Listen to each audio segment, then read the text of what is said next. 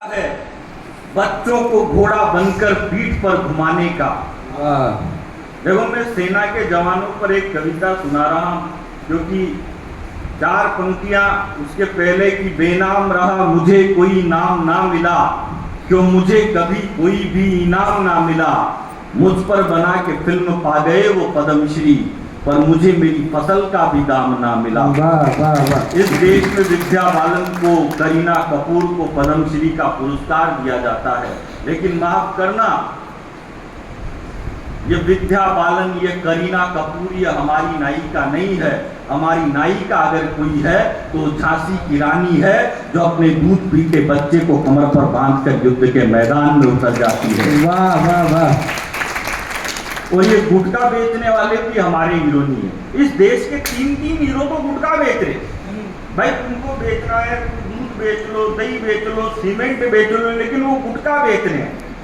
इसलिए कह रहा हूं, हमारा हीरो अगर कोई है तो या तो खेत में खड़ा हुआ किसान है, या फिर सीमा पर डटा हुआ जवान है।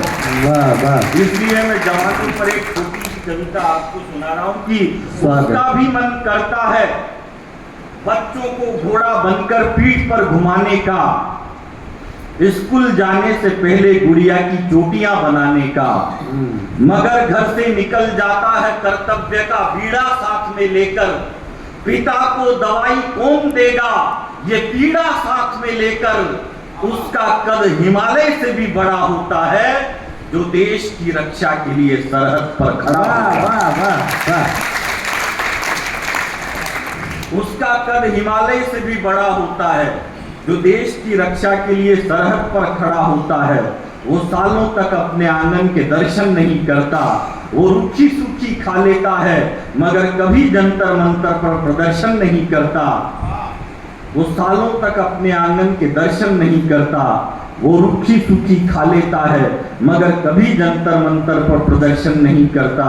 वो ठंडी बर्फ में भी मुस्कुराता है आसमान मोड़कर, वो तपती रेत में भी सो जाता है घुटनों को मोड़कर। एक दिन उस सैनिक की बेटी अपने पिताजी को कहती है कि पिताजी जल्दी घर लौटना, मैं रात को सोते समय आपके बालों में कंघा घुमाना चाहती हूँ, आपकी मूंछों पर ताव लगाना चाहती हूँ। छुट्टियों में नानी के घर जाऊंगी ना तो एक संदूक लेकर आना, और मैं भी सैनिक बनना चाहती हूँ, मेरे लिए भी एक बंदूक लेकर आना। छुट्टियों में नानी के घर जाऊंगी तो एक संदूक लेकर आना, और मैं भी सैनिक बनना चाहती हूँ, मेरे लिए भी एक बंदूक लेकर आना। मगर जैसा जाता है सैनिक वैसा घर नहीं आता, धड़ तो आता है वापस उसका, मगर सर नहीं आता। जैसा जाता है सैनिक वैसा घर नहीं आता, धड़ तो आता है वापस उसका, मगर सर नहीं आता।